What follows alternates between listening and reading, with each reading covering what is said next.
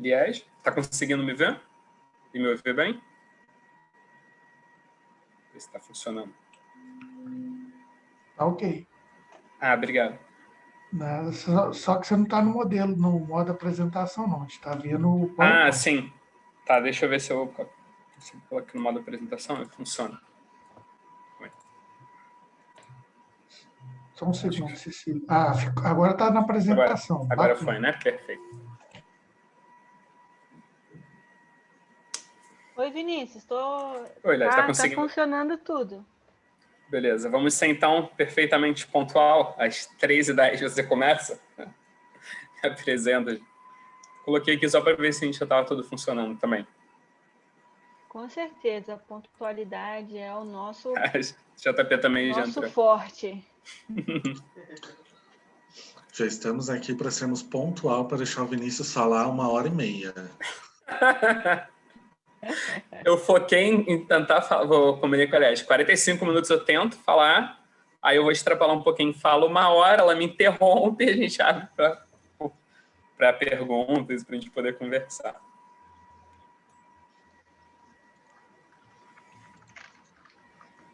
Então, tá bom. Pessoal, para a gente poder dar início aí às nossas atividades, primeiramente, eu queria dar um super boa tarde para todo mundo que está aqui. Queria dizer que é um prazer poder receber todos vocês aqui em mais uma atividade que o Congresso USP está oferecendo, essa oficina super especial, que a gente teve uma ontem com a professora Juliana, hoje temos uma com o professor Vinícius, e amanhã temos uma comigo, João Paulo, Silvia. Eu queria contar para vocês que nós montamos essa agenda pensando em trazer uma contribuição importante, que a gente pudesse deixar que a gente pudesse deixar algum recado para vocês, talvez para você que está pensando em talvez fazer uma pesquisa, mas não sabe muito bem por onde começar, ou então você que quer conhecer um método novo, está em busca aí de maiores conhecimentos. Então, a gente foi atrás de trazer algumas novidades, algumas outras maneiras, trazer também pesquisadores novos aqui para o nosso congresso. Então, eu queria dizer, sejam muito bem-vindas, muito bem-vindos. É um prazer contar com todos vocês aqui nessa tarde, tá? Outra coisa, eu queria que vocês se sentissem muito à vontade para perguntar, para abrir a câmera, tá? A qualquer momento. A gente construiu toda essa atividade pensando mesmo em deixar uma contribuição, mas também para a gente fazer nessa 1h30 um ambiente gostoso, um ambiente positivo, tá? Então, queria que vocês se sentissem em casa. Enquanto eu vou fazendo a apresentação do Vinícius, se vocês puderem me contar aí no chat de onde que vocês estão falando, para a gente mais ou menos entender até onde a nossa apresentação consegue chegar aí, será que nos 4 cantos do Brasil, será que fora do Brasil? Eu acho que a gente ia ficar muito feliz de contar com essa participação de vocês. Bom, para contar um pouquinho do nosso convidado hoje, o professor Vinícius Motemaia, né? Ele fez graduação em administração na Universidade Federal do Rio de Janeiro. Depois ele cursou o mestrado e o doutorado no programa de pós-graduação em finanças na PUC do Rio de Janeiro.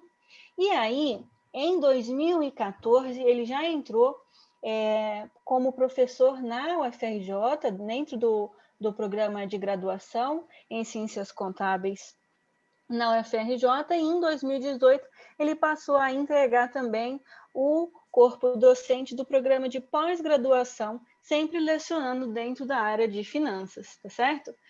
E, além de tudo, ele também é pai do Otto, certo? Certo. Então, eu queria dizer, Vinícius, você é muito bem-vindo nesse momento. Estou vendo várias participações aqui de vários lugares do país, fico muito feliz Muito obrigada por vocês estarem aqui. E eu queria saber se o João Paulo quer fazer algum comentário de boas-vindas. Queria agradecer a presença de todas, todos e todes, e agradecer principalmente ao Vinícius por aceitar nosso convite para fazer essa oficina. A gente sabe que hoje em dia, principalmente durante a pandemia, o tempo está cada vez mais escasso e que para fazer uma oficina vai um tempo de preparação, ainda mais com a Liege Pentelhano, que ela é uma pessoa extremamente exigente, faz as oficinas serem ensaiadas 15 vezes. Sem dúvida. Para ter certeza que a gente vai ter uma oficina de qualidade. Então, agradecer muito, Vinícius, agradecer a Liege e a Silvia pela parceria e agradecer ao Congresso USP pelo espaço para termos essas oficinas e que a gente possa ter uma ótima tarde. Vamos lá, então, Vinícius. Eu queria agradecer o convite de vocês, né? Também acho legal estar aqui no Congresso USP, né? Aliás, já há uns anos tenta me convencer a ir em São Paulo. Eu sou carioca, estou aqui congelando no Rio de Janeiro. Fiquei com pena dos nossos participantes lá do Sul, coitados. Aqui no Rio está 23 graus, é aquela coisa, a gente quer comer fundi e tomar vinho, né? Saindo de casaco, coisa bem de carioca. Eu estou aqui congelando. Estou tipo de cobertor aqui embaixo. Carioca é fogo. Aqui dá tipo 23 graus, né? Mas agradeço a todos estarem participando nesse tempo frio. Né? E para complementar um pouquinho o que a Liege falou, né, para mostrar de onde veio a ideia dessa oficina, né, a Liege falou, a gente podia fazer uma oficina no Congresso USP, você participar, eu já avalio o trabalho para o Congresso, já me envolvo um pouco, mas ela ficou pensando nisso, do que a gente poderia fazer. E eu já faz agora 2 anos, na verdade, eu fui convencido por um professor, também lá da FRJ, o Roberto Tomassetti, há 2 anos atrás, né, eu sou da área de finanças, falar, a gente podia começar a pesquisar em tweet, né, em mídia social, que é um tema que assim sempre está na moda e cada vez mais, né, a gente viu as eleições americanas, a nossa última eleição aqui no Brasil, cada vez mais a mídia social influencia o nosso mundo, né? E ele falou, a gente podia aprender a coletar isso daí, o que você acha? Eu falei, não, vou tentar ver, né? Eu acostumado a usar bases de dados como Bloomberg, Economática, né? Estava acostumado já a programar um pouco. Falei, acho que é uma ideia interessante, né? E a gente começou a pesquisar em cima disso, né? A gente já tem alguns trabalhos já publicados. A gente teve um trabalho agora aceito na Pacific Account Review, na PAR, que foi sobre, a gente pegou os tweets sobre coronavírus da Austrália, sobre Covid, e relacionou isso com o mercado acionário, o sentimento que a gente extraía dali no mercado acionário australiano, e foi um artigo bem aceito, né? A gente fez um trabalho similar sobre a Itália também, mas com uma outra pegada, assim, a parte de sentimento, e analisou volume também de negociação. Esse eu não vou me lembrar a revista, foi uma revista de finanças, também foi aceito, né? E recentemente a gente teve um artigo aceito na Methods, esse publicado bem rápido, até com a Milene, que apresentou ontem um artigo da dissertação dela, exatamente com a ideia de pegar os tweets de mercado acionário e criar um dicionário próprio, em vez de a gente usar um dicionário já pronto, né? A gente fez para a Petrobras, no caso, como um teste piloto, né? Ela até apresentou, a Milene, né?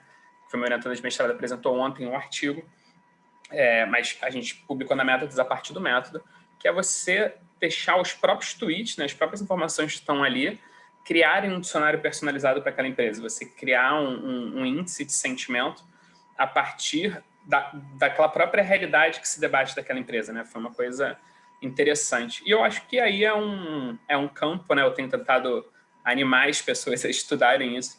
Eu acho que é um campo que aqui no Brasil tem muito para ser desenvolvido e é muito interessante.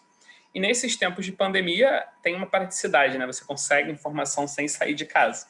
Então, agora, durante a pandemia, é uma praticidade. Eu tenho estudado e me aprimorando mais nessa questão da análise de dados também. Tem outras pesquisas em andamento, né? Ressubmetendo, aí a gente resolveu apresentar um pouco aqui essa ideia para vocês, né? A nossa agenda, né, eu pensei em te dividir em 3 etapas, né? A análise é meio que o coração da apresentação, mas eu pensei em entender um pouco a ideia para vocês das vantagens, desvantagens, desafios que também eu encontrei, né? Principalmente desafios que eu encontrei ao longo desse estudo, de como analisar esses dados, né? Dar um caminho também de como coletar, né, esses tweets. Você pode ter interesse e você falar, beleza, você explicou como analisar, mas como que eu consigo esses tweets em massa, né? E a gente vai fazer um exemplo prático, né? Eu, no caso, peguei os tweets com a palavra Covid, né, em português, dos meses de abril e maio, só 2 meses, né? E deu quase 1,4 milhões de tweets, foi realmente um pouco surpreendente. A gente conversando um pouco sobre um tema, para a gente trazer dados mesmo, né? Para mostrar um pouco como é que funciona a análise, fazer uma primeira análise com vocês, né? E eu não esperava que em 2 meses desse tanto tweet, depois tem o número na apresentação, mas deu quase 1,4 milhões de tweets, né? Com a palavra Covid, para a gente mostrar um pouco como é essa análise, vocês verem como é que e a gente vou mostrar para vocês o passo a passo, né? Vamos, então, nessa ideia de por que coletar tweets, né? Uma vantagem, assim, essas vantagens também são algumas pessoais, outras você encontra mais difundido na literatura, né?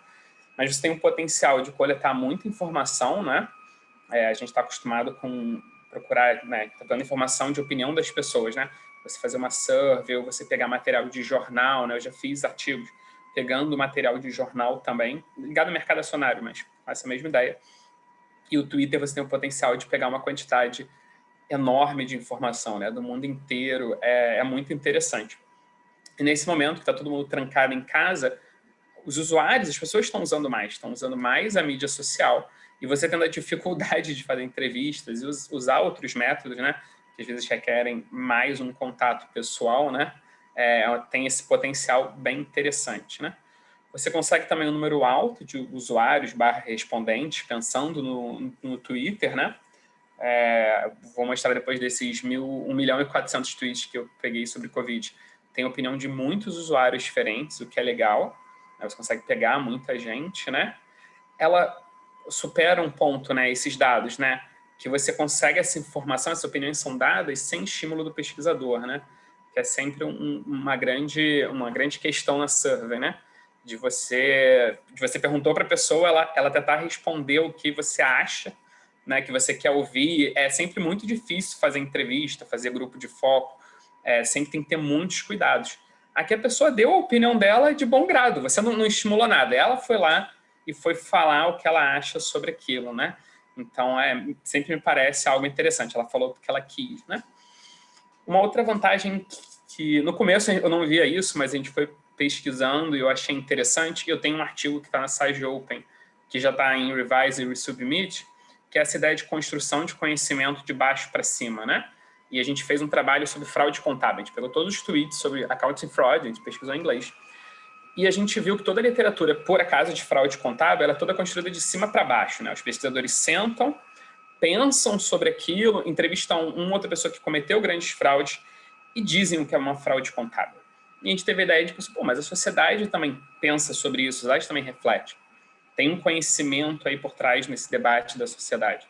E o Twitter permite isso, né? Você construir de baixo para cima esse conhecimento, né? E é interessante que nesse artigo da fraude contábil, né, que já está na segunda rodada de avaliação, é que a sociedade ela não fala algo absurdo longe do que a área acadêmica debate, né? Ela debate os mesmos pontos, né? Obviamente não com a mesma linguagem, né? Formalidade científica que a gente tem, mas ela debate, na verdade, os mesmos pontos, e a gente conseguiu chegar no artigo, que foi interessante, num ponto a mais que a sociedade entende que é importante, né? Tanto que a literatura estava debatendo o pentágono da fraude, a gente veio com a ideia do hexágono, de um ponto a mais, de um outro desse construto, né? Que a sociedade se preocupa também. Então, você tem essa possibilidade, né? Não é uma construção de conhecimento fácil, mas ela tem um potencial grande de você construir da sociedade para cima, né? E é um meio de coleta de dados, aí, bem na minha opinião, que está na moda, né? As pessoas gostam de mídia social, pelo menos quando eu comento isso com os alunos de graduação, ou mesmo os meus orientandos, né, a Milene e o André, que acabaram de defender em março as suas dissertações, quando eu falei, cara, eu estou estudando agora a mídia social. A gente arranja um trabalho de finanças ou contabilidade com mídia social, mas eu quero usar esse meio, eu acho que é interessante. Eles acabaram os dois se apaixonando por essas temáticas, né? Eu acho que isso move um pouco as pessoas. Os alunos de graduação, pelo menos, adoram, e agora eu estou com acho que 9 ou 10 alunos de graduação, todos pesquisando pontos de contabilidade e outras áreas correlatas dentro da mídia social, né? É um tema que apaixona as pessoas. Vinícius, né? Sim. Posso só fazer um comentário Claro. sobre as vantagens? Eu acho, quando a gente discutiu sobre as questões das vantagens, né, eu acho que assim, um ponto principal em relação à questão das vantagens, pensando também na pandemia, é o potencial de coleta de informações que a gente tem dentro, que a gente pode fazer dentro de casa, né? E o potencial, eu acho riquíssimo, né?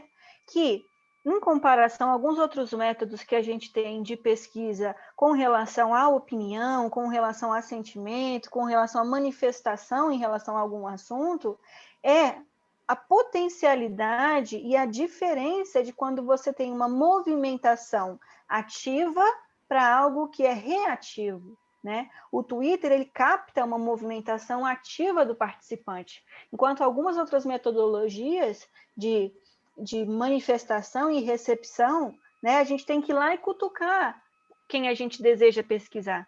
No Twitter isso não acontece. Então... Sim, e isso de cutucar é difícil, né? Porque conseguir resposta é um negócio complicado, né? Conseguir a opinião das pessoas é difícil. É difícil. Então, o Twitter, né, ele tem uma capacidade, igual você está contando para a gente, pesquisou aí 2 meses, 1,4 milhão de dados, né? É gigantesco, né? Então, eu acho que a gente não pode ignorar também outras formas que a gente tem de coletar, né? E alternativas que a gente tem de seguras, né? Exatamente pelo momento atual que a gente fica em relação à pandemia, certo? Uhum. Veio uma boa pergunta aqui. Eu esqueci de falar com vocês. Eu normalmente me perco muito nas aulas também. Que vocês podem fazer pergunta a qualquer momento. Eu acho até que no momento que a gente estiver falando vir a pergunta melhor do que a gente deixar para o final, né? Uma pergunta aqui sobre como fica a questão sobre o comitê de ética, né? Eu vou falar mais para frente sobre essa questão de coleta de dados de tweets, as responsabilidades que os tweets põem na gente, que o Twitter põe na gente, né? Para você poder coletar esses dados. Eu coleto através do Twitter. O Twitter sabe que eu estou coletando, eles me dão acesso, um login, uma senha para isso. Mas do ponto de vista, isso são informações públicas, né? A pessoa colocou e se ela pagou o Twitter, eu já não consigo mais coletar, né? E o Twitter obriga a gente a fazer uma análise geral, né? Ela não deixa você fazer uma análise em cima da pessoa, né? Eu acho que num primeiro artigo que eu fiz, esse da fraude contábil, a gente chegou a colocar alguns tweets individuais, inclusive mandamos mal com o nome do usuário, e logo na primeira revista que a gente submeteu lá fora, o editor mesmo já deu-lhe uma chamada na gente e falou, olha, você está expondo o respondente e tudo mais, isso não pode fazer. E mesmo ele já comentou isso, né? Então, em termos de comitê de ética, eu pelo menos não vejo esse problema de você usar essas informações no agregado. Você está falando o que, eu gosto de falar às vezes a sociedade, mas pelo menos o que os usuários do Twitter estão dando opinião no agregado, né? Você não está falando de uma pessoa. E a pessoa falou porque ela quis, né? Eu não pedi para ela colocou essa informação pública, né? Como você pegar a informação do jornal, né? Você não precisa de autorização para pegar a informação do jornal e fazer um trabalho, né? A pessoa, ela falou para todo mundo ouvir, né? Ficou um negócio aberto, né? Quais limitações... uma outra pergunta, né? Como você lida com as limitações da API do Twitter em determinados métodos, né? Isso a gente vai falar um pouco mais para frente sobre a coleta de dados, mas, assim, depende das limitações que você está falando, né? A limitação que eu vejo na API do Twitter, né, é em que informações eu consigo pegar, né? Eu não consigo pegar qualquer informação do usuário. O Twitter, ele vive de vender essa informação, na verdade. E ele deixa nós, como acadêmicos, pegarmos a data do Twitter, o texto do Twitter, né, e, por acaso, o nome do usuário. Né? Ele não deixa eu pegar, por exemplo, geolocalização e outras informações suas. Você precisaria pagar para ele te dar a geolocalização, o seu perfil. O Twitter vende o seu perfil, né? Ele já classifica você.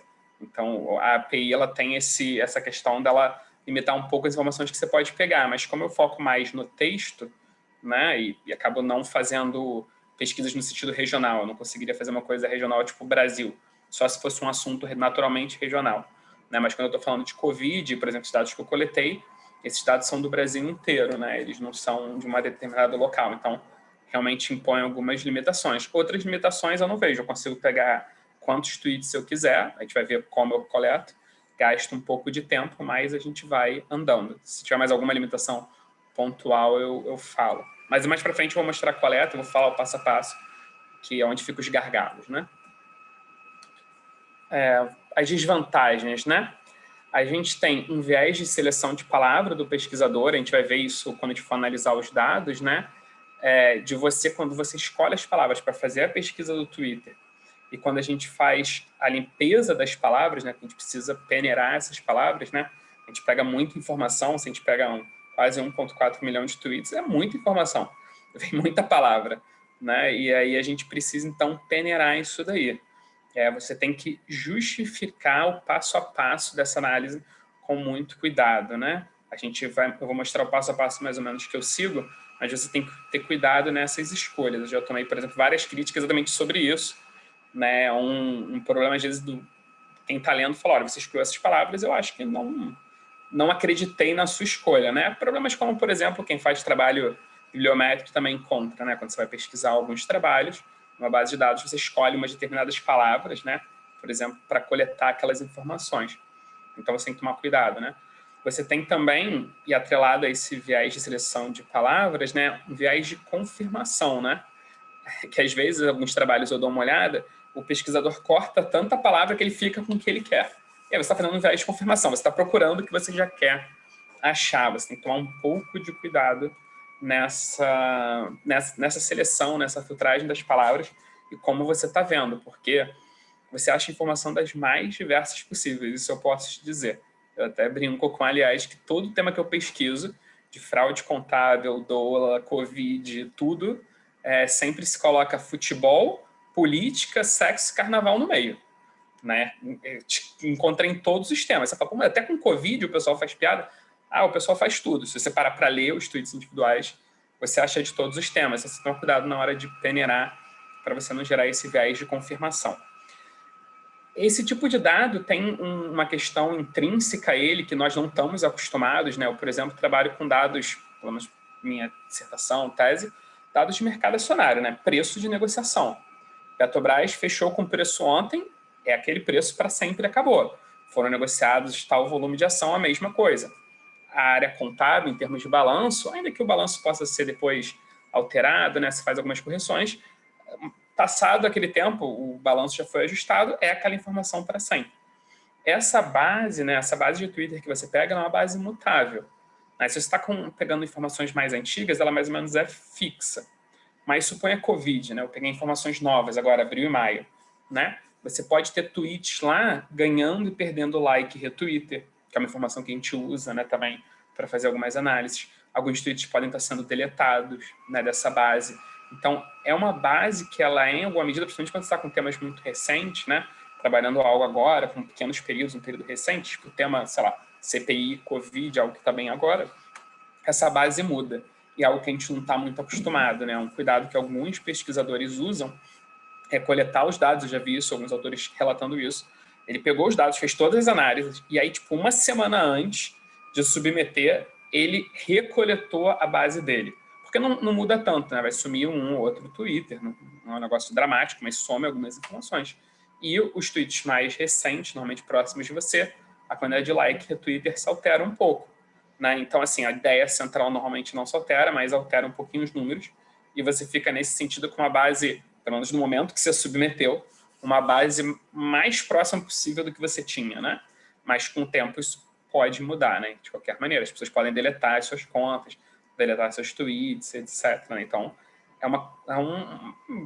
vejo como uma desvantagem em alguma medida, mas é algo que a gente não está acostumado, né, com os nossos dados tradicionais, né? E você tem uma facilidade em Vinícius, perder... antes de você começar esse ponto, por que durante a construção dessa oficina, né, e dessa estrutura, dessas desvantagens, nós estivemos conversando, Vinícius e eu, por que essa base de dados mutável, né, isso pode causar uma certa estranheza a nós que estamos nessa área de contabilidade, essa área financeira, em que um dado é dado e ele é dado, né? Em relação a esses dados, que tem uma base de dados mutável, é muito relacionado a quê? Muito relacionado... a gente conversou sobre isso, né? Isso está relacionado ao debate na sociedade. As pessoas mudam de opinião. Exato. Né? As pessoas se opinam sobre alguma coisa e elas mudam de ideia, né? para o bem ou para o mal, não importa, né? Se for elas mudam de ideia e aí com isso elas retiram o Twitter dela, a opinião dela, né? E as pessoas podem passar a não curtir um conteúdo, né? Tirar o seu like, então é algo bem curioso, né? É algo bem curioso, né? Que você está trabalhando com dado ali em tempo real da sociedade, né? Que é um negócio bem interessante, né? Então, na questão de captação, né? Essa é uma característica da base de dados. É uma característica dessa informação, que a gente não está acostumado, né? Mesmo você, quando faz uma entrevista e você foi lá e fez a transcrição, aquela informação não muda para você, né? Aquela informação já está ali, está transcrita, a entrevista passou. Né? Você pode fazer novas e conseguir novas informações, mas a gente está muito acostumado com dados que estão fixos, né? Que não mudam, e é curioso isso. Porque isso é uma dificuldade em você, por exemplo, fazer um trabalho igual, né? Claro, isso é porque idêntico não vai sair. Por que a gente está pensando nesse ponto e levantando esse ponto? Quando a gente pensa nos aspectos de replicabilidade do estudo, né? Então, sim. A gente precisa destacar, para quem está conhecendo a ferramenta agora, o que você vai encontrar de diferenças naquilo que nós somos, né? Tradicionalmente educados a fazer, e o que é que vem de novo, e como que a gente vai ajustando também, né? Ao trabalhar com esse novo ferramental, tá certo? É a partir daí que veio essa... que veio essa questão. Isso eu fiquei pensando, na verdade, depois que eu comecei a trabalhar com a ferramenta, eu comecei a me deparar com isso e pensei, cara, esse é um negócio meio diferente, né? A gente não está acostumado. Né? Os dados costumam ser muito imutáveis. Aquela informação que a gente pegou, né? Não o fenômeno da sociedade, obviamente, muda. Mas uma vez que você coletou, aquela informação é meio que imutável na sua mão, está lá na sua base e ela está quietinha. E não algo que é dinâmico. É como se fosse sua base, se você pudesse pegar em tempo real, é como se a sua base do Excel estivesse mudando. Você acordou, está um pouquinho diferente, não é muito, mas está um pouco diferente. Isso é um negócio meio... no início eu causei uma estranheza, hoje em dia já me habituei depois de 2 anos pesquisando isso, mas no início causa-se uma estranheza em cima disso, né? A gente tem uma facilidade, eu já incorri nisso, né? Você tem uma facilidade de se perder ou não ter um foco na sua pesquisa, né? Eu tive já uma pesquisa inteira que eu fiz, junto com o Roberto e um outro professor, o Marcelo Almeida, lá da FAC de Administração, que a gente, no final, a gente fez o artigo inteiro, submeteu, depois a gente se deu conta, e foi o retorno que a gente teve, foi que a gente, na verdade, fez a pesquisa pelo meio, e não para ter um objetivo, né? A gente, na verdade, estava no início, aprendendo a usar a ferramenta, e o que a gente focou foi, eu quero usar o Twitter, independente do que eu estou fazendo. E o nosso foco ficou no uso da ferramenta, sem ter exatamente um objetivo de pesquisa, algo que a gente gostaria de alcançar, né? Então, assim, você tem que tomar cuidado para o meio, né, que é o Twitter, essa coleta de dados, não ser o fim único, né? Não ser o seu objetivo de pesquisa em si, você se perder um pouco nessa ferramenta. Porque, pelo menos eu, que gosto dela, tenho ficado bastante apaixonado, né? Vamos para os desafios, né? Cara, você tem que tomar cuidado para você não, para os dados não esmagarem você como pesquisador, né? Para esses dados, eu até falei com a Anies, nossa ideia a princípio era rodar com vocês no R e fazer, de repente, até a coleta com vocês na hora desses tweets sobre Covid. Eu falei, 2 meses, tranquilo. Quando deu quase 1,4 milhão de tweets, eu falei, não vai dar. O meu computador mesmo travou 2 vezes tentando rodar. Não, é um computador já mais antigo, já tem 10 anos, cuidado. Ele sofreu. E, por exemplo, para a dissertação da Milene, que foi os dados da Petrobras, foram tipo 3,8 milhões de tweets, a gente simplesmente não conseguia rodar em computador nenhum que a gente tinha à mão. E a gente teve que literalmente correr atrás de programações mais eficientes para trabalhar com Big Data no R, no caso a Milene que sofreu mais correndo atrás disso, para isso ficar mais eficiente, né? O R ele não é tão computacionalmente eficiente como o Python, por exemplo, para rodar grandes bases de dados, né? E aí esses dados podem te solapar, você ficar com muita informação. Tem essa informação do ponto de vista de programação mesmo, né? De você estar com um negócio que é muito pesado, né? Por exemplo, esse 1,4 milhão de tweets, eu comecei a rodar no computador, ele estava fazendo matrizes de 1 GB e tal, e aí o seu computador em memória RAM começa a não aguentar. E tem uma questão de quando você tem muito dado, de você conseguir organizar. Você tem sempre o desafio de organizar essa informação. A dissertação da Milene, com 3,8 milhões de tweets sobre a Petrobras, a gente teve muita dificuldade. A gente gastou quase que 2, 3 meses só para olhar e tentar organizar os dados, em termos de pensar para que caminho a gente ia. Porque como você tem muita informação, com 3,8 milhões de tweets, você tem tudo que você pode imaginar de caminhos a seguir e de informação ali dentro para você dar a sua cara. Então, isso realmente pode te esmagar, pode te solapar, pode te desanimar. Eu acho que é um desafio que você tem que superar, organizar toda essa informação. Quando você tem um tema com muita informação, é desafiador, senão os dados te esmagam, né? Eu já enfrentei, mais nacionalmente, mas em algumas revistas também mais tradicionais, uma descrença dos pesquisadores com essa formação de conhecimento a partir da mídia social, né? Esse artigo da fraude contábil, a gente tentou mandar para revistas mais tradicionais, de contabilidade, para Account Review e outras, e a gente tomava 10 rejects com a resposta bem seca e direta: não acredito em informação de conhecimento a partir de mídia social. Twitter. Só faltou o cara falar Twitter, né? Não, toma de volta o artigo. E a gente teve umas 3, 4 recusas em revistas mais tradicionais por isso. A gente começou a ter que procurar revistas que a gente via que aceitavam temas mais diferentes, que aceitavam temas menos mainstream, né? A gente teve um pouco essa dificuldade. E nacionalmente eu tenho muito essa dificuldade de eu falar com as pessoas, principalmente Twitter, mídia social, o que é isso? Eu nem tenho mídia social, eu falo também não, eu não tenho mídia social. Mas aqui você está analisando informação, fala das pessoas, né? Você faz isso. A mídia social é o caminho pelo qual as pessoas estão se comunicando, você não é obrigado a usar esse caminho. Mas o que você está organizando é como isso, uma entrevista, as pessoas estão falando, dando a opinião delas. Né? Então, mas há uma descrença ainda, eu sinto bastante isso. Né? Ainda mais eu que venho de um campo bem... a minha tese foi bem tradicional dentro de finanças, mercado cambial, eu estava acostumado com algo bem tranquilo, assim, bem todo mundo aceitando o que você está pesquisando. Quando eu fui para usar o mídia social, e mesmo fazendo mídia social com o mercado acionário, às vezes rola essa estranheza, rola essa descrença, né? O que a mídia social vai me ajudar no meu modelo de finanças? Sabe o que o Twitter vai agregar? Isso eu já ouvi algumas vezes, realmente algo a se superar, né? E organizar... Posso só falar uma coisa nesse ponto? Claro. Eu acho que é o seguinte, né? O que é importante também quando a gente vai na construção aí de uma pesquisa, de um paper, também é pensar o quê? Pensar a estratégia para a publicação desse artigo, né? Pensar quais são os periódicos que podem te ajudar, quais são os periódicos que têm aceitação. Também faz parte, né? Quando a gente traça uma pesquisa, pensar qual que é o caminho que ele pode percorrer, né? Se você for fazer uma pesquisa no seu campo, coloca lá a mídia social, Twitter, naquela revista, para ver se já publicou algum trabalho, porque se não publicou, não vai passar. Ele não vai passar nem pelo... Não importa o que você fez de pesquisa, não vai passar nem pelo 10. Mas, assim, não vão aceitar. Eu acho que o importante, às vezes é difícil a gente poder saber se não tem nenhum, se a revista aceitaria, né? Porque às vezes ela está aberta, mas a gente não sabe porque não tem nenhum paper ali ainda, tá certo? Mas também é importante, porque às vezes a gente rala num trabalho, manda e já é rejeitado de cara.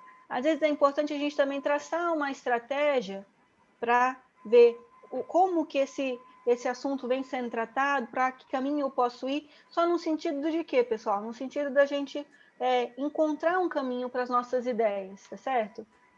Eu realmente acredito que para tudo tem um jeito, tá?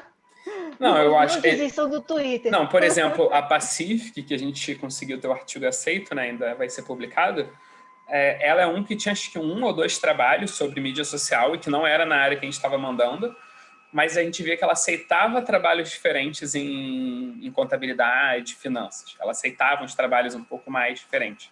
Então, a gente olha um pouco isso, né? Por exemplo, eu vejo aqui até a gente mandei um trabalho agora para a Repec, por exemplo. Eu vejo que a Repec aqui no Brasil é uma que aceita trabalhos diferentes, né? Dentro da área de contabilidade. Então, você procurar revistas boas que estão no mundo que também aceitam trabalhos um pouco mais diferentes, né? Para você também poder fazer um trabalho que te interessa, um trabalho que te anima, né? Essa coisa do que comentaram aqui, né? Um argumento é o perfil do investidor, né? O que a gente argumenta é muito isso, né? Ainda que a sociedade, né? Qual é o argumento que a gente usa? A gente pega a mídia social. Ainda que eu não esteja pegando a opinião do investidor, porque se eu escrever isso no artigo, o pessoal de finanças tradicional sobe em cima da mesa e taca fogo na gente. o que a gente fala olha, as mídias sociais, mal ou bem, o investidor, o mercado, né, os acionistas, né, eles estão olhando as repercussões do que sai na mídia social. Então, ainda que o investidor não esteja dando a opinião dele na mídia social, o que as pessoas estão falando está impactando os investidores. E esse argumento, pelo menos nesses artigos de finanças, tem sido mais fácil de digerir do que a gente falar no começo, a gente escreveu, tipo, a gente está pegando a opinião do investidor, a opinião da sociedade ali. E isso foi algo mais difícil da gente conseguir vender a ideia. A gente foi pela ideia, olha, as empresas olham, se você começa a bombar a empresa por algo que ela fez na mídia social, ela muda, né? E muda a postura dela, o investidor cobra dela isso, né? Então, a gente está indo mais por esse caminho, né? As empresas, os investidores ficam de olho no que é dito nas mídias sociais, né? Então, assim, a gente tem vendido um pouco a ideia por esse caminho, né? De como a mídia social impacta, por exemplo, o mercado acionário. E tem ajudado, pelo menos, a vender essa ideia e a avançar, né? E um outro desafio é você organizar esse conhecimento que é difuso, né?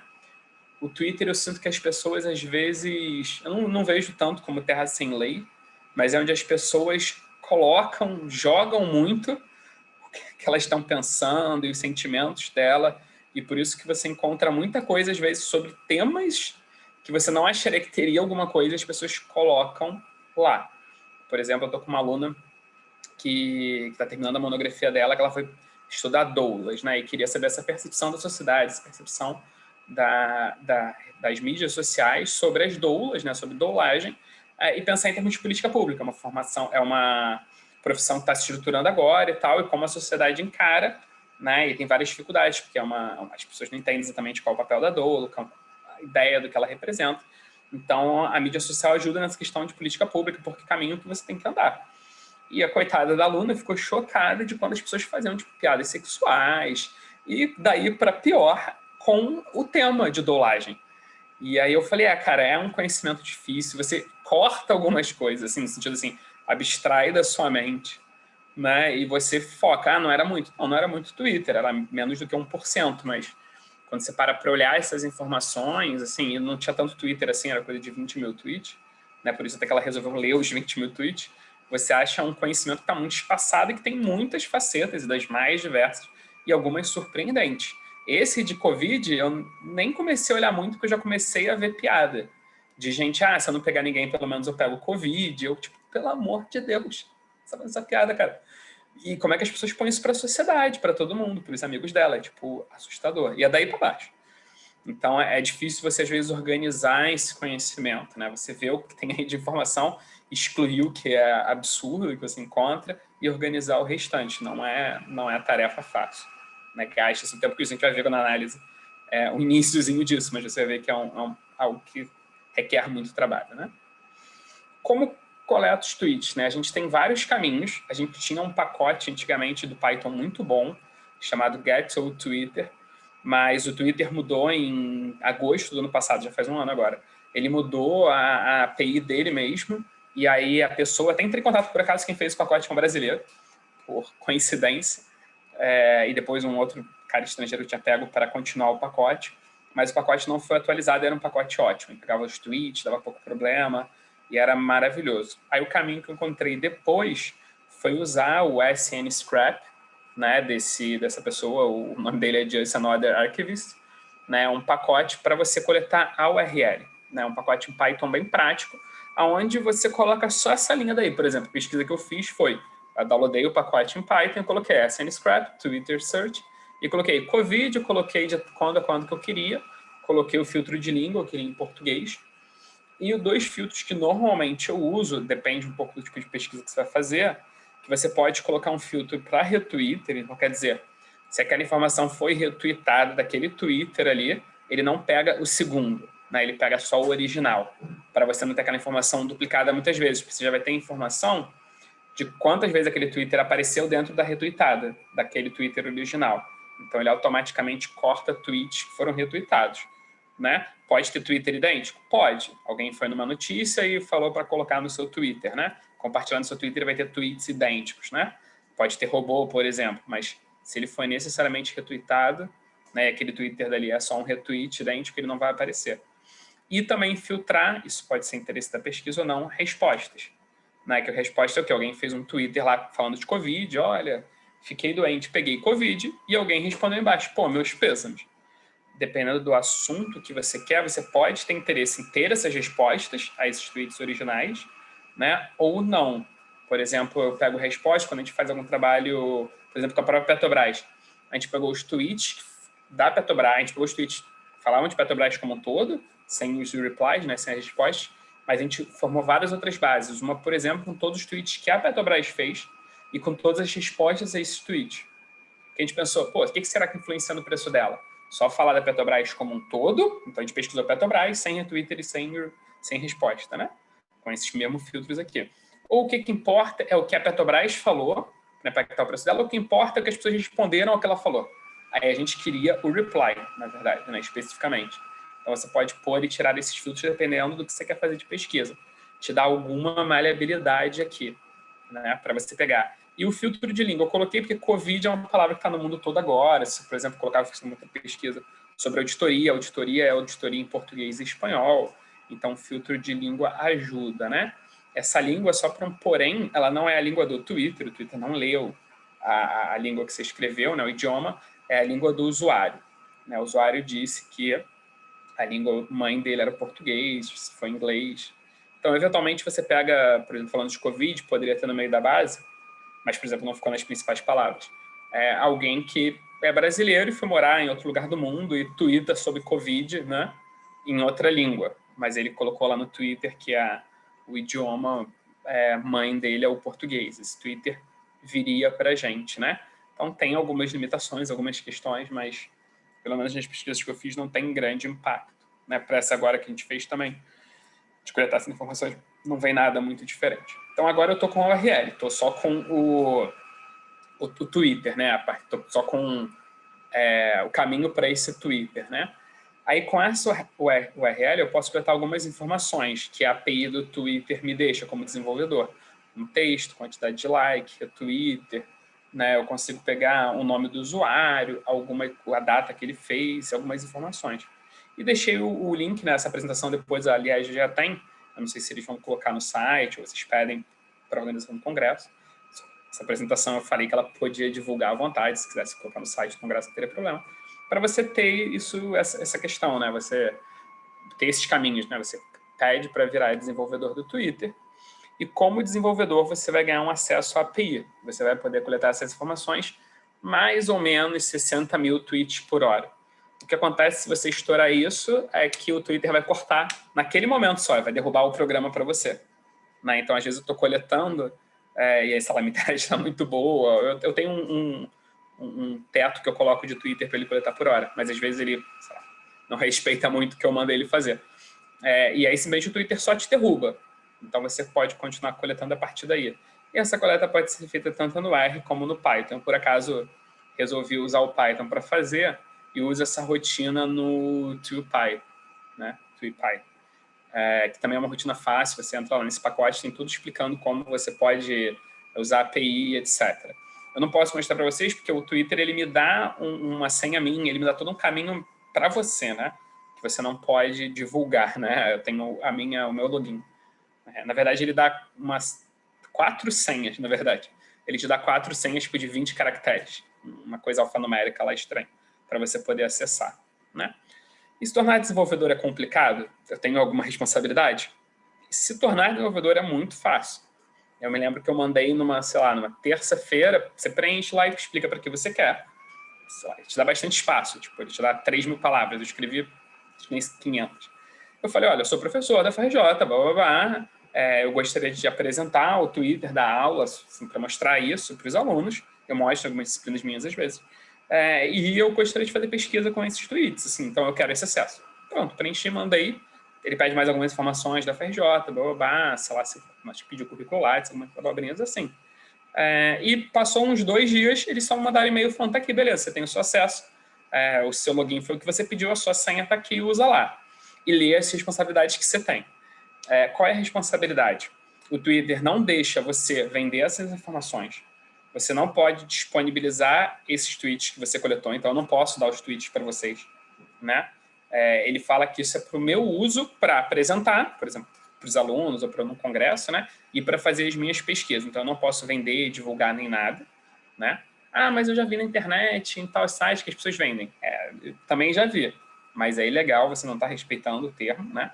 E ele coloca que você tem que respeitar a questão de ética do indivíduo, que você não pode usar para humilhar, vexatório, perseguir um indivíduo em particular, né? Que essa análise que você está fazendo tem que ser agregada, né? Então, você tem que ter esse cuidado para você, tipo, não pegar, sei lá, de 20 mil tweets e cair de pau na pessoa. Você está infringindo as regras do Twitter, entendeu?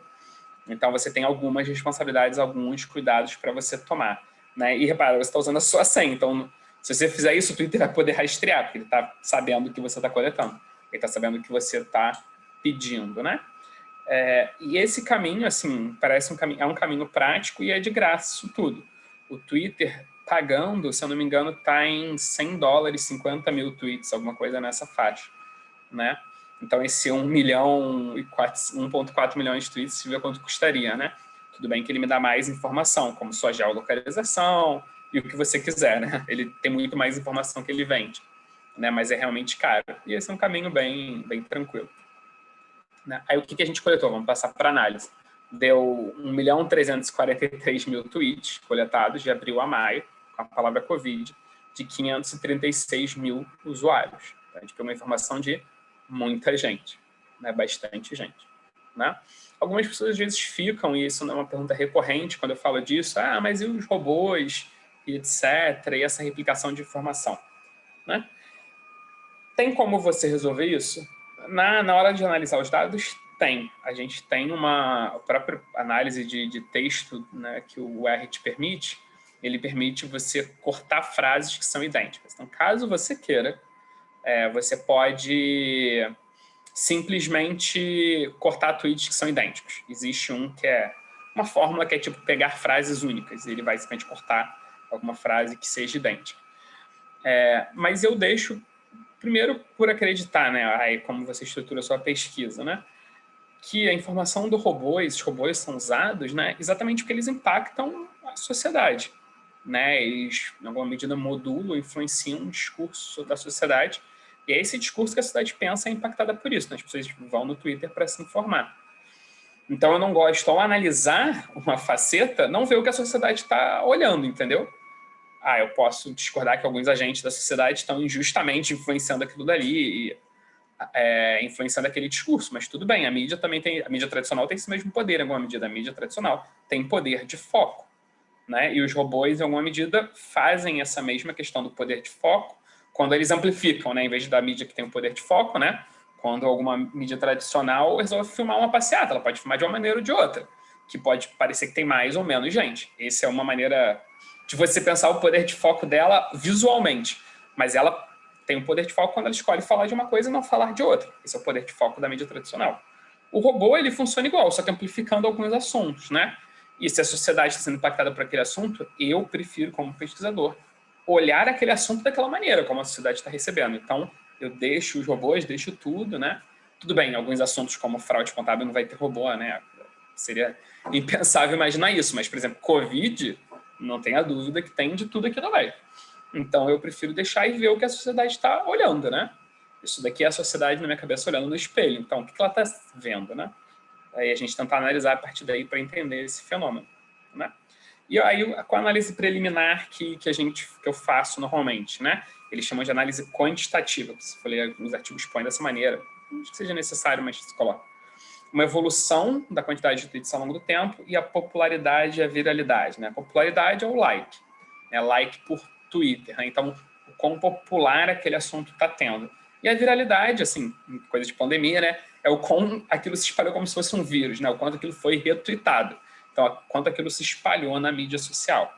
Então, são as medidas normalmente que a gente olha, né? O quanto está se falando sobre o assunto, está se falando mais ou menos, aquele assunto está ganhando mais atenção, aquele assunto está se espalhando mais ou menos.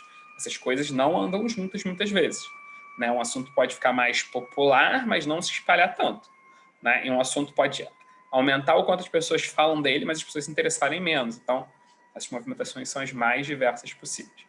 E aí, sobre esses dados, né? Eu trouxe aqui a tabela, né? Eu fiz o gráfico que vai vir em seguida, mas o dia 27 é quando começou, né, a CPI. Eu escolhi abril e maio exatamente por isso, porque começou bem no final de abril, né?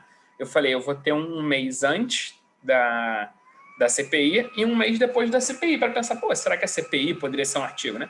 Será que a CPI impactou como a sociedade está vendo? Aí eu pensei, vamos ver do ponto de vista sem ver assunto, só ver a quantidade, popularidade, viralidade, né? Será que as pessoas começaram a falar mais daquilo? Será que aquilo começou a ter uma maior penetração na sociedade? Aí eu fui olhar o dia 27, né? E dei uma olhada nesses números. Cara, o dia 27 não parece ser muito diferente de nenhum dos outros dias, né? Aí eu falei, curioso, né? O dia que a CPI foi posta não aconteceu nada. Falei, tudo bem, mas o dia que o cara foi lá, falou que a CPI começou, as pessoas podiam já estar naquela expectativa. Aí eu falei, deixa eu ver se tem algum dia diferentão. E aí no olhômetro, né, a gente pode olhar a série de abril e de maio, fazer uma nova sobre essas séries, tudo bem, mas no olhômetro, o dia 5 de maio salta aos olhos. Né? Ele tem o dobro de Twitter da média normal que tem aí, né? E a popularidade dele dispara e a viralidade também. E tem um outro dia estranho também, mas esse é um dia marcante. E esse era o dia, eu trago a notícia depois, né? Esse era o dia que, na verdade, o Pazuello deveria falar. Eu não sei se é isso. Qual era o trabalho que a gente deveria fazer?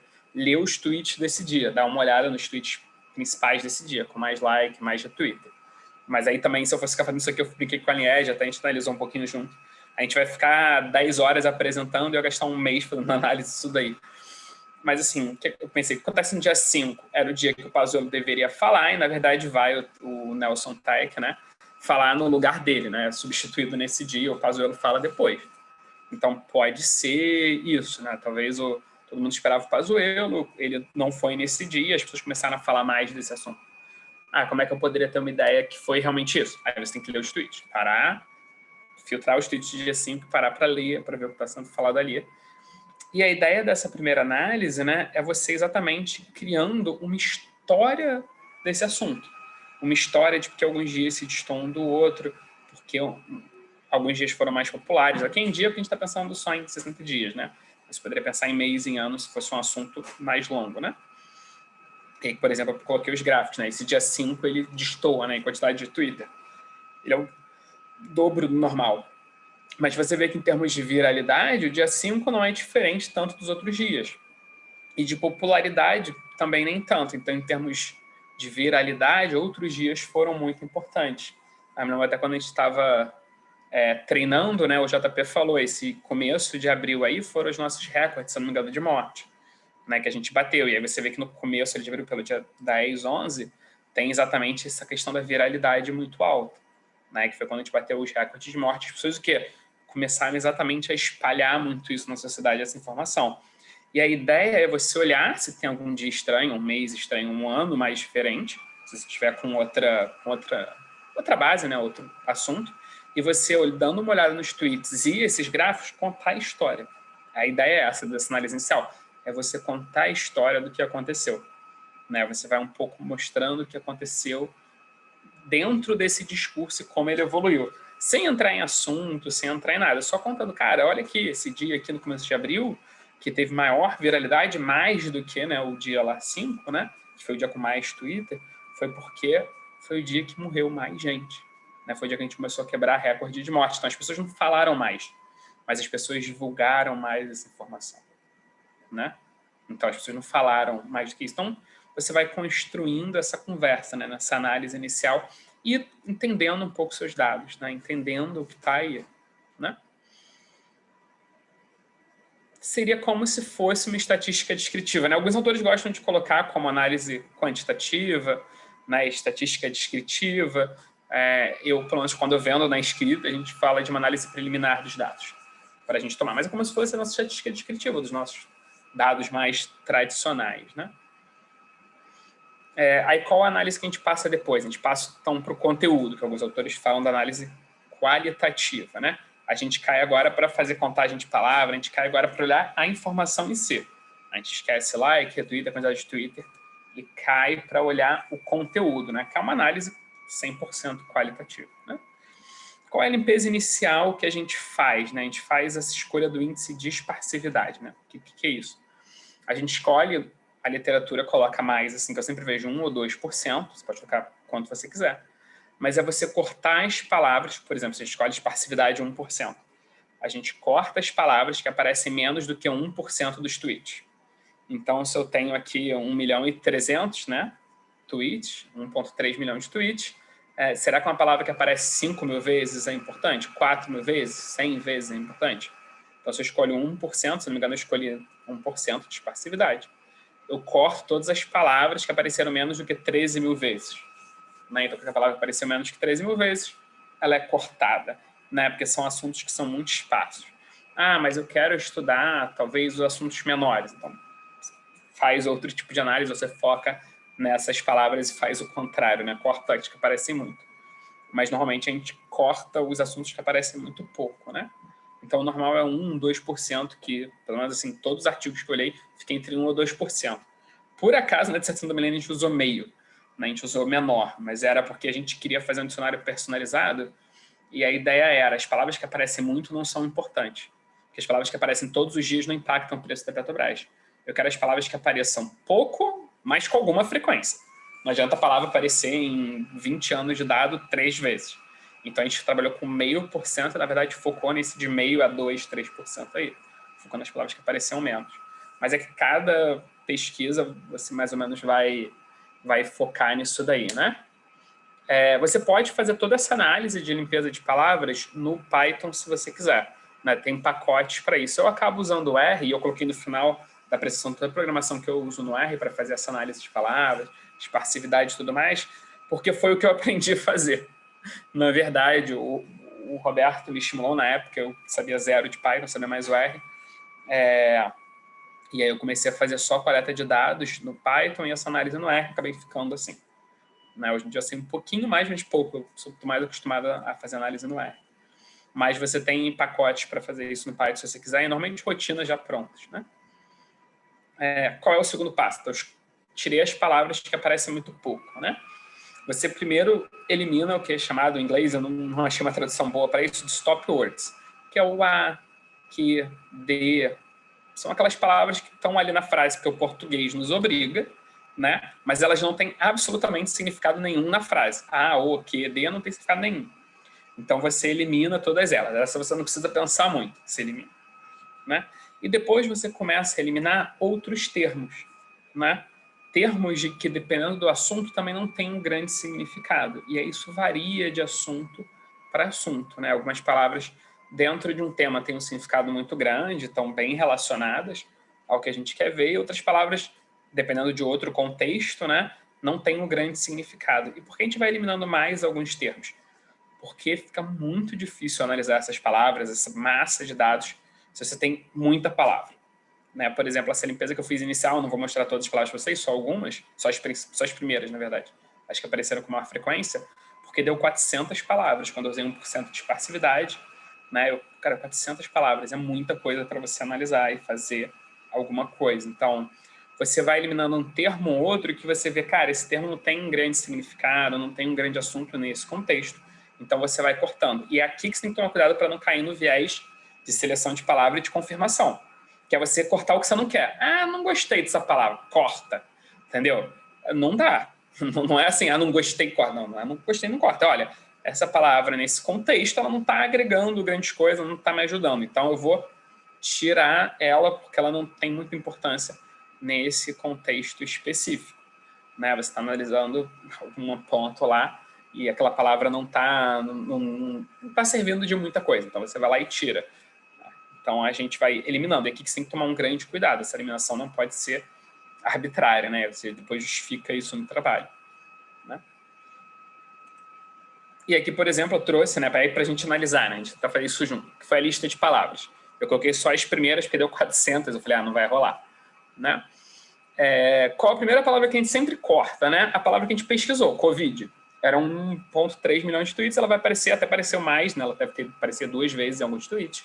Ela é a palavra que vai estar em todos os tweets, porque foi a palavra que eu usei para pesquisar. Então, essa palavra, por ser a palavra de interesse, você corta ela vai estar absolutamente em todos. E a gente corta o, que, a, e, a gente vai cortando, né? E depois a gente tem que pensar e ver o resto. Todas as outras palavras. Será que eu corto anos? Será que eu corto todos? Tudo? né? Que palavras aqui não tem, assim, dentro dessa análise, aí você também vai falar, eu vou analisar as coisas de Covid, porque eu vou dar um foco na pandemia, um foco de política pública, ou alguma ideia, né? Pensando que nesse contexto não tem um grande significado. Está ali na frase, mas não tem um significado em si, vai só me atrapalhar na hora da análise, porque vai ter muita palavra. Então, você tem que olhar as palavras, né? E para você ver qual que você cortaria ou não. Aí agora vocês têm que parar e pensar um pouquinho aqui. Eu vou ter um próximo slide com algumas que eu cortei da minha cabeça, né? E marcando elas, né? E uma palavra que a gente sempre fica atento, e a gente tenta entender aonde que ela está, é o não. Porque o não é uma palavra maldita, né? Ela sempre está em todos os assuntos, só que ela muda totalmente o significado de quem ela está junto. Então, o não, normalmente, o que eu faço, às vezes, rodar um dendograma para ver o não está perto de que palavras, né? É uma outra maneira de você ver, a gente vai rodar uma LDA, mas o dendograma é uma outra maneira de você ver a mesma coisa, só que unidimensional e não multidimensional. Ou eu pego os tweets com não e dou uma olhada neles, para ver esse não está atrelado ao quê. Tipo, não tem política pública, não vou tomar vacina, esse não está atrelado mais a que assunto, porque ele muda totalmente o significado. Então, é uma palavra que a gente sempre fica em cima, né? Porque você pode achar que tem um assunto e, na verdade, é o oposto dele. Então, é uma palavra sempre de cuidado. E aí a gente vai olhando as outras com muito carinho. Então, o que eu faço, muitas vezes, são várias rodadas. A gente senta com todos os autores. Obviamente, só por eu já tiro antes, eu já nem mando para as pessoas, e falo, o que as outras a gente vai olhar? Quem vai sair, quem vai entrar?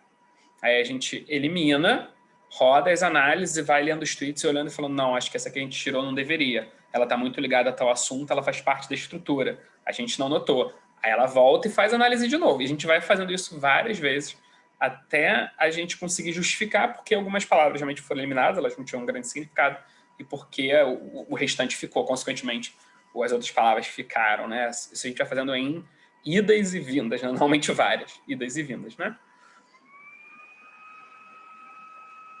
Então, se as palavras são positivas ou negativas, depende da análise que a gente está fazendo, né?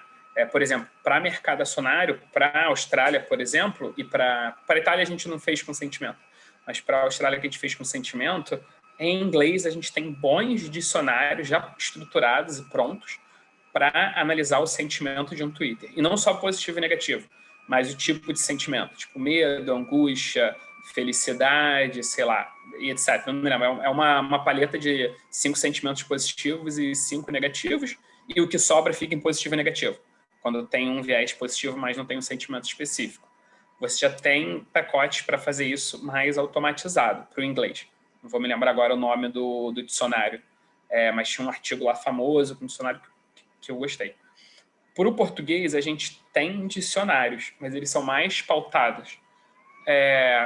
Acho que na psicologia, por assim dizer, na linguística, e isso para contexto é muito complicado, né? Então, assim, por exemplo, contexto de pandemia, né?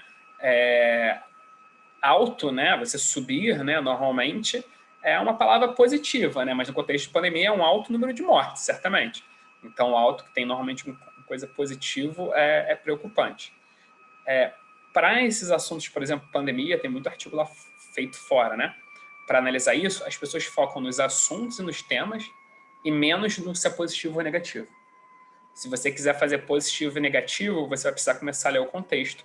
Isso vai ser feito de maneira qualitativa. Você vai ter que olhar o alto, ler os tweets e falar, olha, isso está atrelado a tal assunto. O dendograma te ajuda um pouco a você olhar isso, porque ele vai te dizer que palavra está junto de alto, que palavra está junto de não. A própria LDA vai te mostrar isso um pouco também, eu vou mostrar agora. Em seguida, depois a LDA te mostra um pouco isso. Mas se você é uma análise qualitativa, assim como você me entrevista. É você que vai, se você quiser dar isso com positivo e negativo, não ficar exatamente no assunto só apenas, é o pesquisador que faz. Como diz o Roberto é italiano, ele fala, é na palavrada de vocês. Você faz na palavrada mesmo. Ele fala assim que eu vou justificar isso. Ele fala, não tem problema, a gente faz na palavrada. É uma avaliação qualitativa, né? Obviamente você tem os tweets, você tem o contexto para te ajudar a defender, né? Você não está falando da sua cabeça, você está falando de orelhada, né? A coleta é feita no R. A coleta dos tweets eu faço no Python, mas você pode usar no R também, através da API. Existe tanto um pacote no R para você pegar os dados a partir da API, e tem no Python. O que realmente eu uso o Python que eu não encontro no R é para você pegar a URL, para você pegar o link para o Twitter, né? Para você depois pegar as informações dentro daquele link do Twitter, através da API do Twitter, pode ser no R ou no Python, tanto faz. Então vamos lá, as palavras. Eu não me lembro, agora não vou me lembrar o que eu cortei, mas eu acho que eu cortei tipo tá, tô, algumas palavras assim, eu cortei. C seria stop word. Mas, por exemplo, aqui, ó, o que eu marquei, melhor, se eu coloquei como se fosse coisa. O vermelho é como assim, você vai cortar porque não tem muito o que pensar. Que, ou, Covid, pra, que, de, não é muita coisa. E outras eu fui tirando, porque, tipo, tá, tô, aí não parece agregar muito, não parece ter muito, assim, ver em discurso nenhum, né?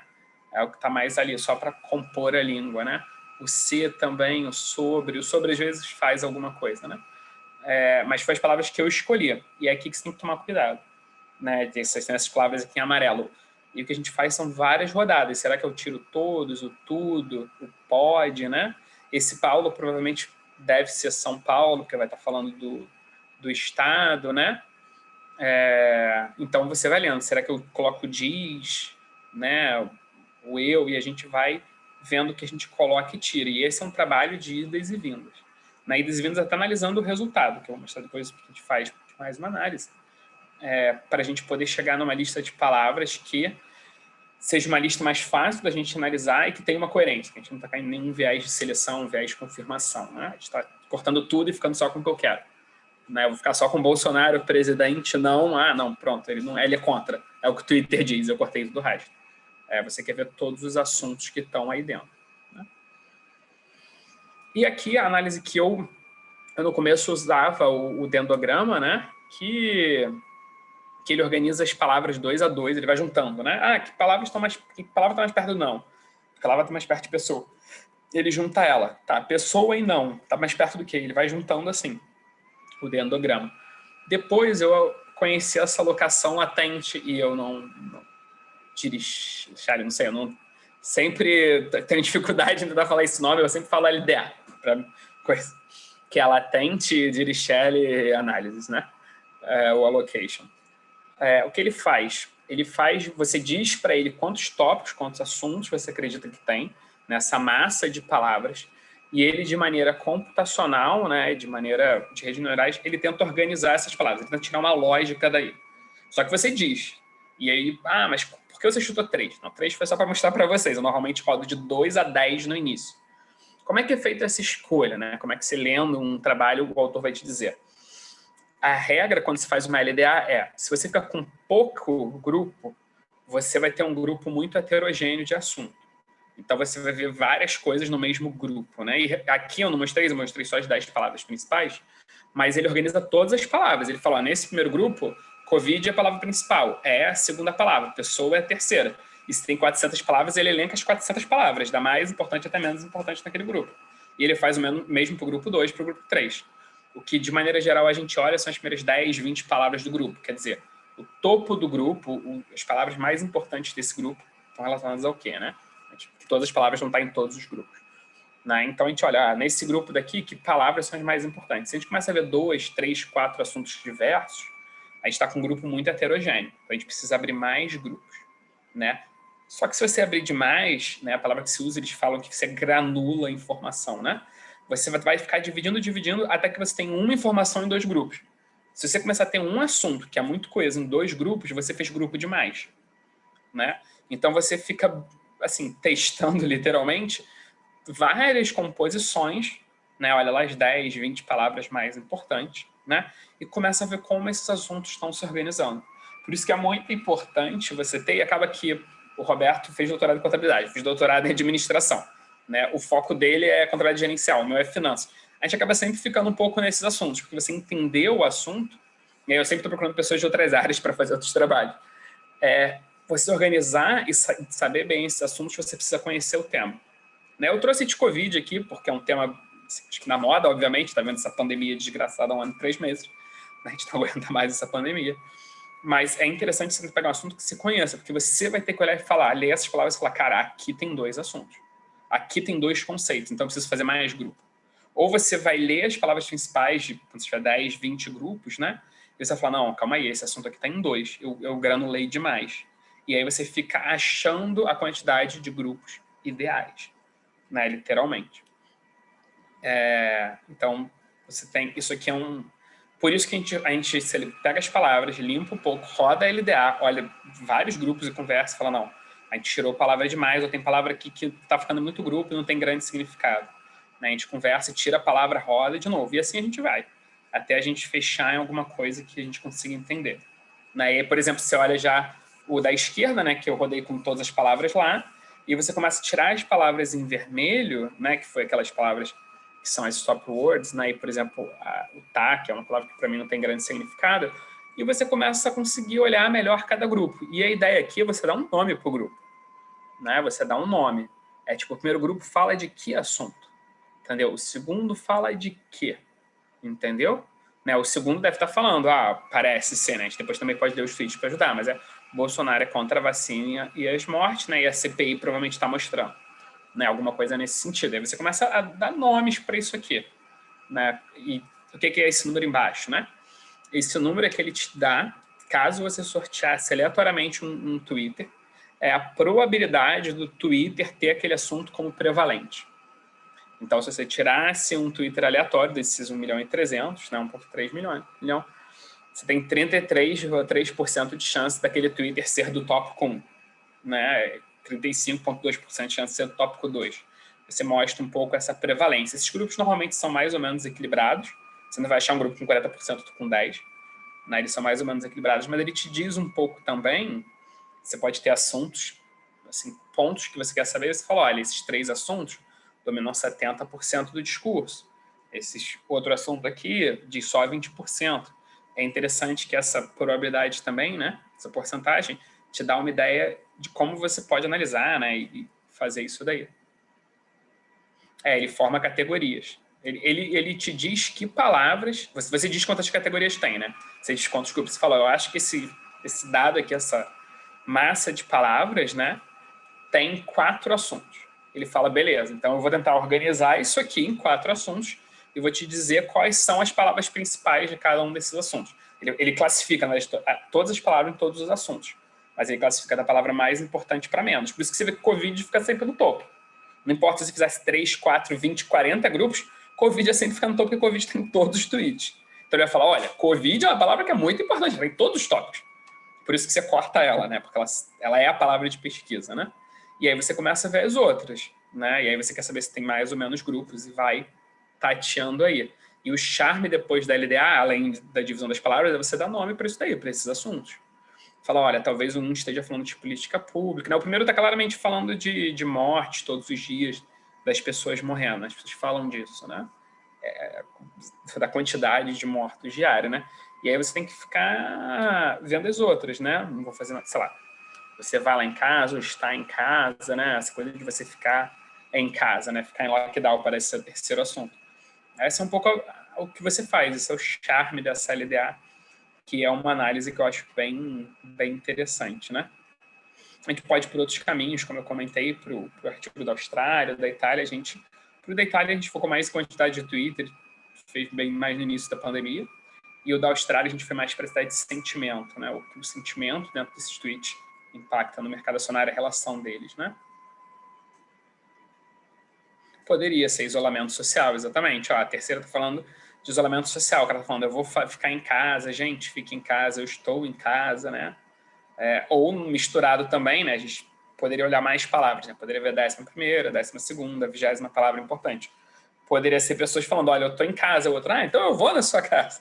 Você não sabe, você tem que olhar aí.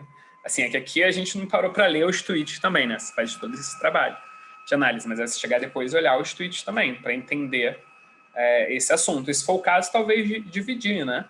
Porque dentro do tópico 2, a gente tem, né, a CPI, parece ser a CPI indo contra o presidente sendo, ou o presidente sendo contra a vacina, apoiando as mortes. Parece, na minha cabeça, esse grupo 2 parece ter 2 assuntos aí, um assunto muito grande. Talvez a gente tivesse que fazer 4 grupos e ver o que acontece, ou fazer 5. E esse é realmente o processo aqui de análise, né? Então, palavras compostas, né? Esse é sempre um desafio, né? Porque o que você precisaria fazer era juntar as palavras numa coisa só, né? Para você pensar elas. Eu acabo olhando essa composição de palavras dentro do mesmo grupo, exatamente. Porque tem alguns trabalhos que viram e falam, ah, não, eu vou grudar o não na palavra que ele está do lado, né? Ele não vai deixar o não ficar solto. Tem alguns trabalhos que fazem isso. É uma possibilidade. Você falar, eu vou grudar o não na palavra do lado, né? Porque eu acho que o não é uma palavra que ela é muito importante, então eu vou juntar não com o que está do lado e isso vai virar uma palavra, que é chamado de bigrama, né? Eles chamam de bigrama na literatura. Então você vai e junta não e quem vier depois está grudado, né? Isso é uma palavra só. E aí você trabalha como se fosse composta. Pode fazer? É uma análise a se fazer. Eu prefiro depois olhar nesses grupos, e aí eu tenho um outro trabalho, né? Que a pessoa que fez o bigrama, né? E às vezes juntou algumas palavras, não tem. Tipo, sei lá, se ele juntar isolamento social e virar uma palavra só, ele fazer bigramas, né? É que eu agora, com essas palavras aqui no grupo, eu preciso ver a quem ou não está se relacionando. Por exemplo, no grupo 1, né? Eu preciso ir olhar os tweets. Eu preciso filtrar, eu estou aquela base de 1,3 milhão de tweets e faço um filtro. Pessoa não, por exemplo, pessoa, dia, hoje não. Né? Faço um filtro e vou dar uma olhada nos tweets para entender. E olhar e ler, né? É uma outra questão, para saber se eu quero dividir em mais grupos, em 4, 5, 6 grupos ou não. E começar a ver. Uma outra coisa que te ajuda, como eu comentei, é o dendograma. O dendograma te ajuda um pouco a você fazer isso. Né? Você olhar quem está compondo com quem, a posteriori, não a priori. Porque você pode falar, ou não, sei lá, vai estar mais com tal palavra. Você, a princípio, não sabe. Ou, sei lá, o social pode estar com outras coisas. Pode estar falando de auxílio emergencial, uma ajuda social. Não está tanto com isolamento social. Você não sabe como é que está o discurso agora, né? Então, você poderia, a posteriori, olhar quem está juntando com quem. Uma vez que você tem a LDA, uma vez que você tem o dendograma. Aí é uma escolha, né, uma preferência, eu prefiro fazer a posteriori essa análise. Que tem suas vantagens, dá um trabalho enorme, né? Dá um trabalho do cão.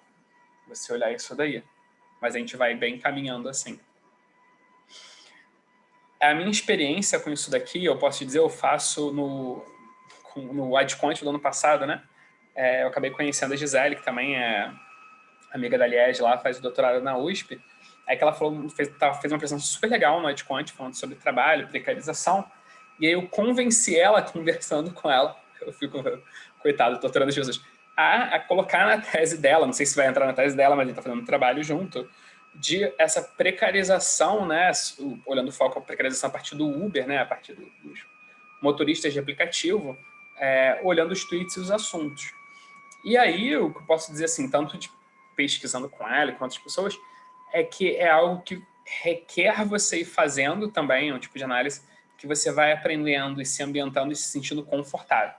Eu me lembro que a gente começou a trabalhar no AdConf no ano passado, então no final do ano passado, acho que foi novembro, em dezembro a gente já se reuniu e começou a coletar dados e analisar tipo em janeiro.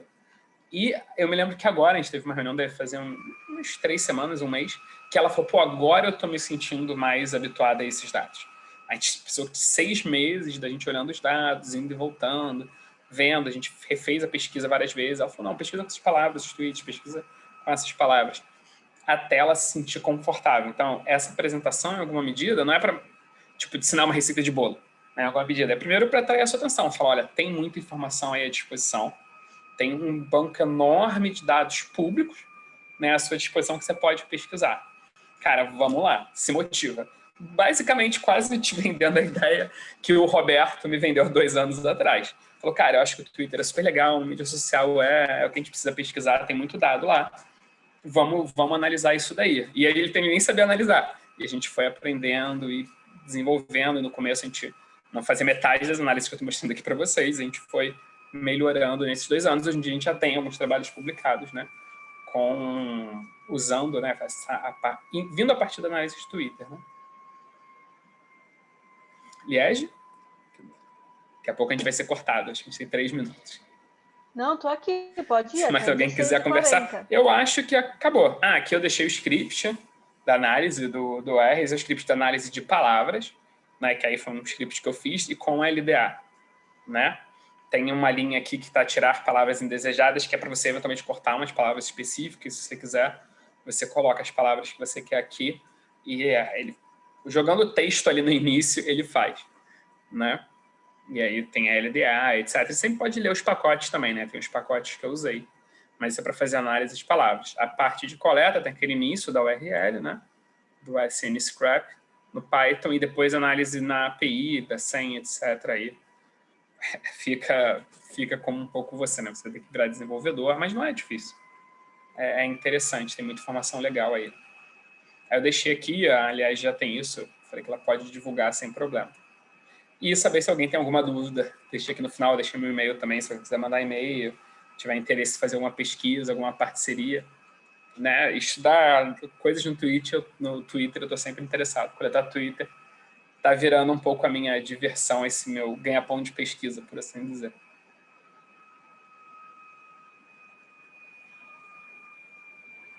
Aliás.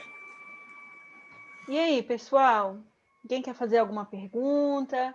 Quer abrir o microfone? Como é que...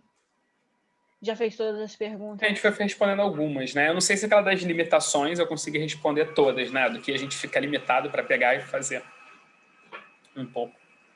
Eu tenho uma pergunta, tá? Se ninguém quiser fazer, eu faço. Aproveito. Eu vou aproveitar esses últimos 10 minutos com o Vinícius. Ah, já é verdade, a gente tem mais 10 minutos. Opa. Achei que fosse mais 2, 3 minutos. Eu recebi uma pergunta para fazer, mas eu também tenho uma, que é o seguinte. Quando a gente está falando em linguagem, né? A gente está falando de Twitter e a gente está falando de linguagem. A linguagem, né? Ela não é exatamente aquelas palavras que estão escritas, elas podem vir carregadas de um contexto, né?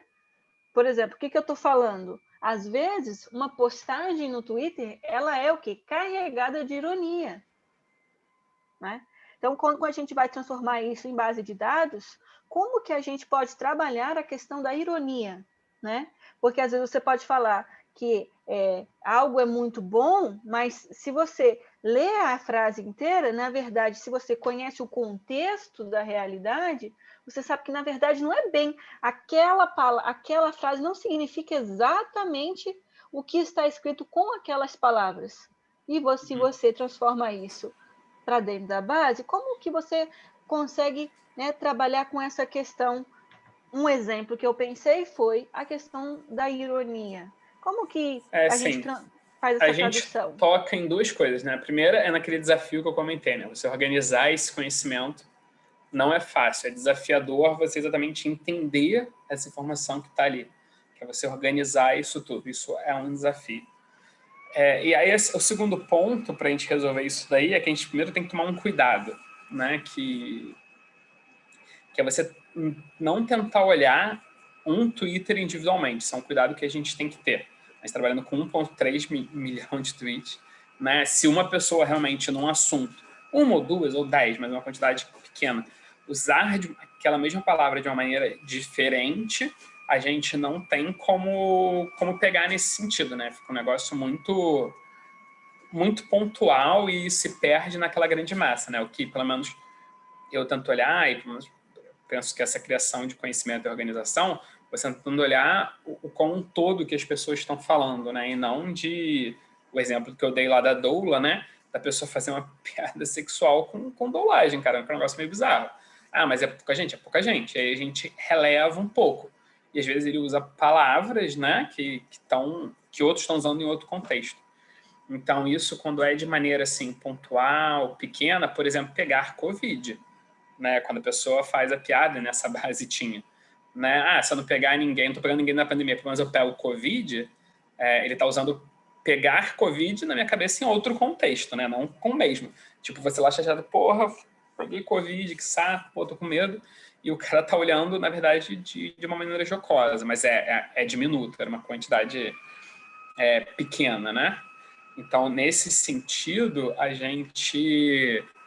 eu, pelo menos, deixo passar, que isso se perde no bolo.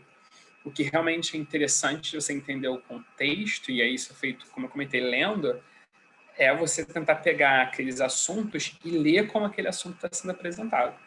Né? Então, olha aquele conjunto de palavras e tem que ler um pouco de Twitter. 1,3 milhão é impossível, não é factível você ler, mas a gente fica lendo muito Twitter. E, de maneira geral, qual é o caminho que a gente usa para ler, né? o que a gente vê, pelo menos, eu olhando em bases menores, a da Fraude Contábil, por exemplo, tinha 70 mil. A gente conseguia ler muito mais os tweets proporcionalmente à base, né, do que essa com 1,3 milhão.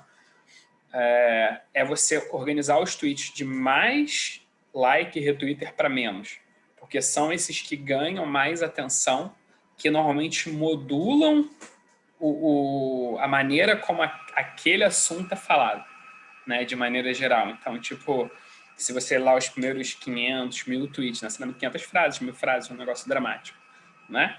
E eles estão falando daquele assunto com uma ironia, ou com uma alegria, ou com uma felicidade, aquele é mais ou menos o tom que você vê, né, nos outros também, de maneira geral. Não tem como você fazer realmente pelo menos de maneira braçal, né, uma paleta, uma nuance de sentimentos dentro de um assunto. Você teria que fazer de maneira computacional.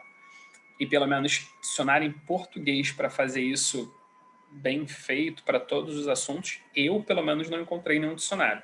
Né? Para o inglês a gente tem dicionários mais elaborados.